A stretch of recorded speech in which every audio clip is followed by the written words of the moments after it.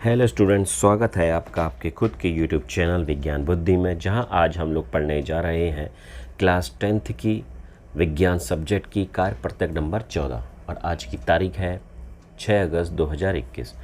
Topic हमारा first chapter का ही चल रहा है, रासायनिक अभिक्रियाएं एवं समीकरण। लास्ट क्लास में हमने रासायनिक चेंज, रासायनिक परिवर्तन, रासायनिक समीकरण ये पढ़ लिया था। आज हम लोग पढ़ने जा रहे हैं रासायनिक अभिक्रियाओं के प्रकार। तो रासायनिक अभिक्रियाओं के प्रकार टोटल हमको 4 तरीके के कहे जाते हैं और वो 4 प्रकार के जो रासायनिक अभिक्रियाओं के प्रकार है वो इस तरीके से, एक है संयोजन अभिक्रिया, एक है वियोजन अभिक्रिया, एक विस्थापन अभिक्रिया और एक द्विविस्थापन अभिक्रिया। तो आज हम केवल संयोजन अभिक्रिया के बारे में ही पढ़ेंगे। अच्छा, इन चारों अभिक्रियाओं के अलावा बहुत सारी अभिक्रियाएं और होती हैं जिनके अलग अलग नाम होते हैं। जैसे हम बोल देंगे यहाँ पर ऊष्माक्षेपीय अभिक्रियाएं, रेडॉक्स अभिक्रियाएं, उपचयन अभिक्रियाएं, अपचयन अभिक्रियाएं और एक होती ऊष्माशोषी अभिक्रियाएं। बहुत प्रकार की अभिक्रियाएं होती है, बहुत प्रकार की। तो आज हमसे जब पूछा जाएगा कि टोटल कितने प्रकार की रासायनिक अभिक्रियाएं होती है, तो हम केवल इन 4 अभिक्रियाओं के नाम लिख देंगे, है ना बच्चों। चलो जी, आज हम पढ़ने जा रहे हैं संयोजन अभिक्रियाएं। संयोजन का मतलब होता है जोड़ना, ये याद रखना आप लोग। क्या मतलब होता है संयोजन का? मतलब जोड़ना। शुद्ध हिंदी लिखते हैं ना संयोजन, तो आपको जरा इसका प्रॉपर हिंदी भी समझ में आनी चाहिए। इसका मतलब होता है जोड़ना। अच्छा जी, मतलब ऐड करना। तो ऐसी रासायनिक अभिक्रियाएं जहां अभिक्रिया में अभिकारक या तो 2 होंगे या 2 से ज़्यादा होंगे, है ना। अभिकर्मक 2 या 2 से ज़्यादा होंगे, फिर वो एक नया उत्पाद बना रहे होंगे, उन्हीं को हम लोग क्या बोल देंगे? संयोजन अभिक्रिया। एग्जाम्पल के लिए भैया, कि अगर हमारे पास है कार्बन, किसी भी चीज़ को हम जलाते हैं, जैसे कागज़ को जला रहे हैं, कोयले को जला रहे हैं, पेपर को जला रहे हैं, लकड़ी को जला रहे हैं, तो उसका मतलब वो कार्बन है। उसके अंदर क्या है? कार्बन, सी कार्बन होता है ये, जिसको हम बोलते हैं, केवल सी इसका सिंबल होता है। अच्छा जी, कार्बन को जब भी हम जलाएंगे, जलाने का मतलब होता है आग लगाना ना, तो जलाने का मतलब, जहाँ पर भी जलाने का मतलब आएगा वहाँ पर किससे अभिक्रिया होगी? ऑक्सीजन से अभिक्रिया होगी। ये आप याद रखेंगे हमेशा, जब भी हम जलाने के लिए बात करेंगे तो ऑक्सीजन से अभिक्रिया हो रही है। तो जब ये आपस में रिएक्शन करें तो क्या बनेगा? आपका कार्बन डाइऑक्साइड गैस बाहर निकलेगी। अब देखो, किसी भी एरो मतलब तीर के पीछे वाले हिस्से क्या होते हैं? अभिकर्मक होते हैं, और आगे वाले हिस्से क्या होते हैं? उत्पाद होते हैं। तो यहाँ आपने देखा अभिकर्मकों की संख्या कितनी है? 1 और 1 2 अभिकर्मक है, एक कार्बन है और एक ऑक्सीजन है।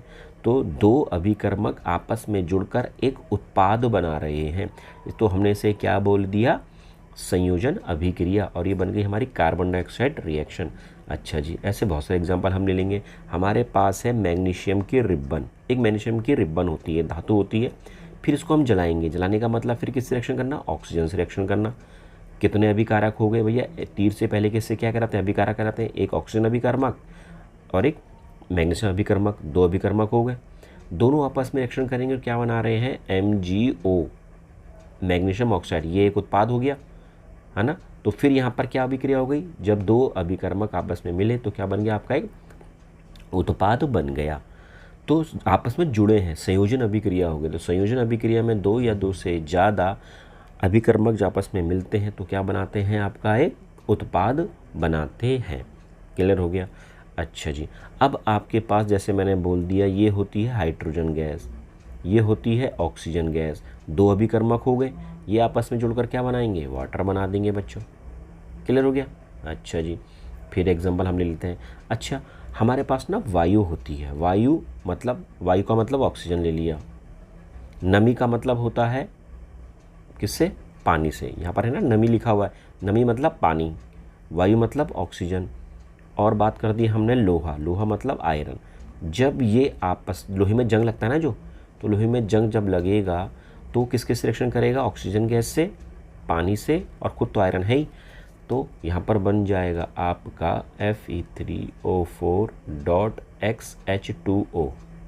ये जंग का, जो जंग लगता है ना, रस्ट लगती है, उसका फार्मूला है।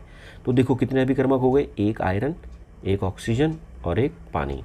तो 2 या 2 से ज़्यादा अभिकर्मक जब आपस में मिल जाते हैं, जुड़ जाते हैं, तो वो एक उत्पाद का निर्माण करते हैं। तो उसे हमने क्या बोलते हैं? संयोजन अभिक्रिया। तो बच्चों देखो, ये भी समझ में आ गया हमको, है ना। चलो जी, आगे बढ़ते हैं अब हम।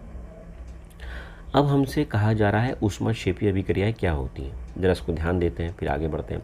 ऊष्माक्षेपीय अभिक्रियाएं ऐसी अभिक्रियाएं जिसमें से ऊष्मा निकल रही हो या एनर्जी निकल रही हो, या तो निकलेगी क्या, ऊष्मा।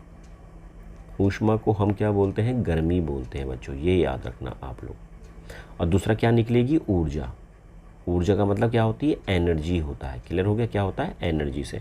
तो ऐसी अभिक्रियाएं जिन अभिक्रियाओं में या तो गर्मी निकले, ऊष्मा निकले, या फिर ऊर्जा निकले, तो ऐसी अभिक्रियाएं क्या कहलाती हैं, ऊष्माक्षेपीय अभिक्रियाएं कहलाती है। आप बोलोगे यार ऐसी कौन सी चीज़ें हैं जिसमें से गर्मी बाहर निकल रही है। पहले तो हम डेफिनेशन सेटिंग से समझ लेते हैं। उन जिन अभिक्रियाओं के दौरान ऊष्मा उत्पन्न होती है, गर्मी उत्पन्न होती है, अर्थात तापमान बढ़ता है। गर्मी बढ़ने का मतलब तापमान का बढ़ना, तापमान मतलब गर्मी से होता है ना, तापमान कम होना, ठंडा होना, तापमान ज़्यादा होना, गर्म होना। हर एक चीज़ का मतलब समझ में आना चाहिए भैया आपको कि जब तापमान बढ़ रहा है, तापमान बढ़ने का मतलब क्या है, गर्मी होना। क्या होना, गर्मी। और तापमान का कम होना क्या होता है, उसका मतलब ठंडा होना। क्लियर हो गया। अच्छा जी, तो ऐसी अभिक्रियाएं जिनके दौरान ऊष्मा या गर्मी बाहर निकलती है या तापमान बढ़ता है, उन्हें ऊष्माक्षेपीय अभिक्रियाएं कहते हैं। जैसे प्राकृतिक गैस का जलना, श्वसन का ऊष्माक्षेपीय अभिक्रियाएं कहते हैं। तो अब कौन कौन सी चीज़ें इस दुनिया के अंदर जितने भी जलने वाली रिएक्शंस हैं, जलने वाली रिएक्शन का मतलब होता है जितनी भी दहन अभिक्रियाएं हैं। दहन का मतलब क्या होता है, जलना। दहन का मतलब जलना। तो जितनी भी जलने वाली अभिक्रियाएं हैं वो सारी की सारी कौन सी अभिक्रियाएं हैं, ऊष्माक्षेपीय अभिक्रिया हैं भैया। जितनी भी जलने वाली, अब जलने का मतलब ऑक्सीजन से रिएक्शन करना। मैंने कोई कागज़ जलाया, कागज़ में क्या होता है, कार्बन होता है। तो कार्बन से गैस तो निकलेगी, साथ में गर्मी भी तो लगती है भाई। गर्मी लगती नहीं लगती, लकड़ी को जलाएंगे तो क्या निकलेगी, गर्मी निकलेगी। चूल्हे में हम गैस जलाते हैं रोटी बनाने के लिए, तो क्या निकल रही, गर्मी निकल रही है। क्लियर हो गया। किसी भी चीज़ को हम जब जला रहे हैं तो उसमें से हमेशा क्या निकलती है, गर्मी, जिसको हम ऊष्मा बोलते हैं। जितनी भी दहन अभिक्रियाएं हैं, जलने वाली अभिक्रियाएं, वो ऊष्माक्षेपीय अभिक्रिया होती हैं बच्चों। चलो जी आगे बढ़ते हैं। अच्छा जी, इनके अलावा प्राकृतिक गैस किसको बोला हमने, मीथेन गैस को। ये CH4 किसका एग्जाम्पल है, मीथेन का। मीथेन बताओ क्या होती है, मीथेन गैस होती है जो हमारे चूल्हों में होती है, गैस सिलेंडर में होती है ना, वो मीथेन गैस होती है। तो मीथेन गैस जब भी जलती है तो कौन जलाएगा भैया, ऑक्सीजन गैस जलाएगी। बताया ना, जलने का मतलब ऑक्सीजन गैस। तो क्या बनती है, कार्बन डाइऑक्साइड गैस बनती है, प्लस पानी भी बनता है, और प्लस क्या होती है, ऊष्मा। भैया इसी ऊष्मा से तो खाना बनता है, रोटी बनती है, सब्जी बनती है, खाना दाल भात बनता है। क्लियर हो गया। तो जितने भी रिएक्शंस हो गए उसका एग्जांपल भी हो गए, ये बता दिया हमने। अच्छा, इसके अलावा हम लोग रिस्पायर करते हैं। रिस्पायर का मतलब समझ में आया, श्वसन करना। श्वसन जानते हो ना, सांस लेते हैं हम लोग। तो श्वसन करना ही, श्वसन मतलब सांस लेना ही ऊष्माक्षेपीय अभिक्रिया है। क्यों, क्योंकि इससे हमें एनर्जी मिलती है। अब कैसे, देखो, हमारी बॉडी के अंदर होता है ग्लूकोज। क्या होता है, यह है ग्लूकोज। खाना जो खाते हैं ना वो होता है ग्लूकोज। अब फिर जब हम, ये ग्लूकोज कहाँ होता है, हमारे खून में बहता है। हम खाना खाते हैं, खाना डाइजेस्ट होता है, पचता है, फिर पचने के बाद वो पचा हुआ भोजन हमारे खून में आता है ना। उस खून में जो पचा हुआ खाना होता है उसे हम ग्लूकोज बोलते हैं। क्या बोलते हैं, ग्लूकोज बोलते हैं। क्लियर हो गया। तो खून में है ग्लूकोज। फिर हम क्या लेते हैं भैया, सांस लेते हैं। लेते हैं, नहीं लेते सांस, ऑक्सीजन गैस लेते हैं। जब हम ऑक्सीजन गैस लेते हैं तो वो ऑक्सीजन गैस भी हमारे कहाँ जाती है, फेफड़ों से होते हुए हमारे खून में जाती है। तो खून में ग्लूकोज भी हो गया, खून में ऑक्सीजन भी हो गया। ये दोनों आपस में क्या करते हैं, रिएक्शन करते हैं। जब ये आपस में रिएक्शन करते हैं तो क्या क्या बनता है, एक कार्बन डाइऑक्साइड गैस, और एक बनता है आपका पानी। साथ में आपकी क्या बनती है, ऊर्जा। क्या निकलती है, ऊर्जा। भैया हमें काम करने के लिए, हमारी बॉडी काम करती है, बॉडी के अंदर बहुत सारे तंत्र काम कर रहे हैं। जैसे हमारा किडनी काम कर रहा है, हृदय काम कर रहा है, लंग्स काम कर रहे हैं, जिगर काम कर रहा है। तो इन सबको ऊर्जा चाहिए। ऊर्जा कहाँ से मिलती है, श्वसन करने से। खून में था ग्लूकोज, फिर हमने सांस ली, ऑक्सीजन गैस ली, तो वो भी खून में आ गया, दोनों ने आपस में रिएक्शन करी तो क्या निकाल दी, ऊर्जा। तो इस प्रकार से श्वसन मतलब सांस लेना भी क्या है, एक ऊष्माक्षेपीय अभिक्रिया है, जिसके दौरान क्या निकलती है, एनर्जी बाहर निकलती है बच्चों। क्लियर हो गया। अच्छा जी, इसके अलावा ये कुछ चीज़ है, आप यहाँ पर ज़रा देखो, बहुत ही अच्छा क्वेश्चन है, ध्यान देना। आपने सुना होगा कि बुझे हुए चूने के घोल को घरों की दीवारों छत पर लगाया जाता है, फिर 2-3 दिन बाद दीवारें चमकने लगती है। ऐसा क्यों होता है, ज़रा समझना मेरे बच्चों। होता क्या है, जो बिना बुझा हुआ चूना होता है ना, वो कैल्शियम ऑक्साइड होता है। क्या होता है, कैल्शियम ऑक्साइड। सेटिंग से लिख लेता हूँ एक मिनट। जो बिना बुझा हुआ चूना होता है वो होता है कैल्शियम ऑक्साइड।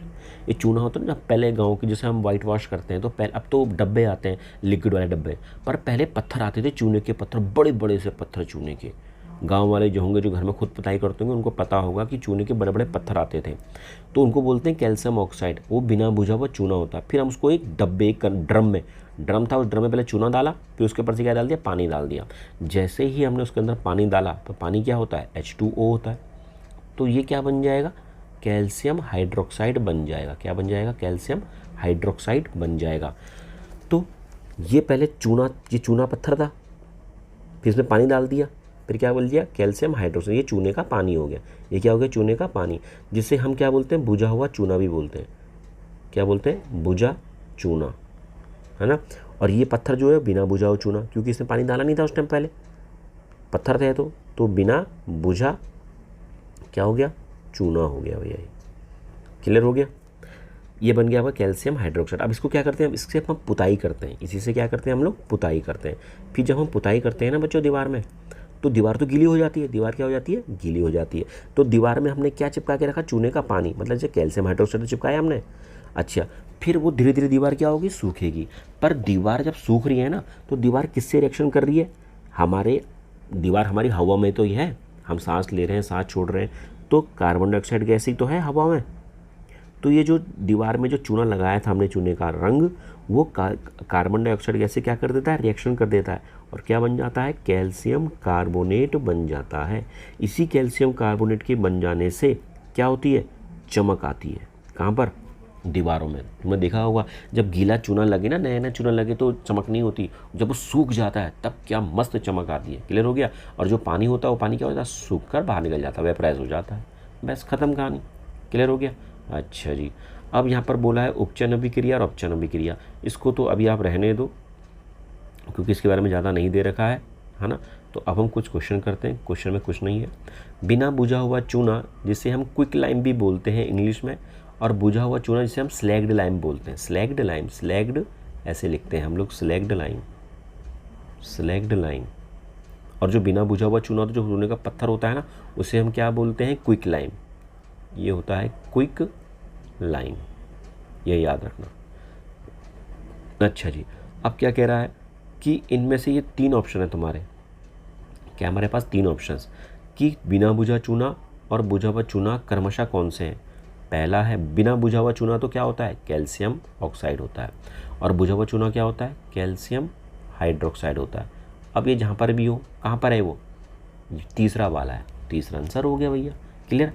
सफ़ेदी के बाद दीवारों की चमक का कारण क्या है, भैया अभी बताया था ना मैंने, हम तो दीवार पे इसको चिपकाते हैं, चूने के पानी को, बुझा हुआ चूना होता है ना, जो चूने का पानी को रंग करते हैं, पुताई इससे करी जाती है। 2 दिन बाद वो सूख जाता है, किससे रिएक्शन करता है, कार्बन डाइऑक्साइड गैस से रिएक्शन करता है, और क्या बनाता है वो, कैल्शियम कार्बोनेट। तो कौन सा वाला है वो भी थर्ड वाला है भैया। क्लियर हो गया। तीसरा क्वेश्चन क्या कह रहा है, ध्यान दो।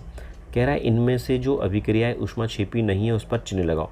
पहले तो ऊष्माक्षेपी अभिक्रियाएं क्या है, ऊष्माक्षेपी अभिक्रियाएं वो होती हैं जिसमें से गर्मी बाहर निकलती है ना, क्या, और ऊर्जा बाहर निकलती है। क्या शोषण क्रिया में से ऊर्जा बाहर निकलती है, हाँ अभी तो बताया। क्या मोमबत्ती के जलने से गर्मी बाहर निकलती है, हाँ अभी तो बताया। जो भी जलने वाली रिएक्शंस है, दहन रिएक्शंस है, वो सारी की सारी क्या है, ऊष्माक्षेपी अभिक्रिया है। तो ये भी ऊष्माक्षेपी अभिक्रिया, ये भी ऊष्माक्षेपी अभिक्रिया। तो कौन सी अभिक्रिया ऊष्माक्षेपी नहीं है, ये वाली, क्योंकि उसने बोला जो नहीं है, तो तीसरा वाला हो गया। क्लियर। अब आगे हम लोग चौथे में आए। चौथा वाला क्वेश्चन क्या कह रहा है बच्चों, चौथे वाले में कह रहा है इनमें से कौन सा संयोजन अभिक्रिया का उदाहरण नहीं है। संयोजन का मतलब जहाँ पर अभिकर्मक 2 या 2 से ज़्यादा होंगे और प्रोडक्ट केवल एक होगा, उत्पाद केवल एक होगा। पहले में देखो कितने हैं अभिकर्मक, 2, एक पानी और एक ऑक्सीजन, उत्पाद कितना बन रहा है, 1।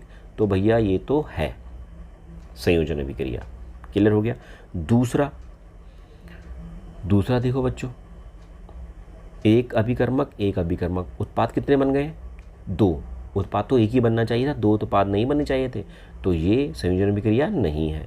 तीसरा, उत्पाद कितना बन रहा है, 1, अभिकर्मक कितने, 2। तो क्वेश्चन हमसे बोला गया है इनमें से कौन सा संयोजन अभिक्रिया नहीं है, तो ये वाली नहीं है, दूसरी वाली। क्लियर हो गया। बस खत्म कहानी आज की बच्चों। ओके बच्चों, बाय।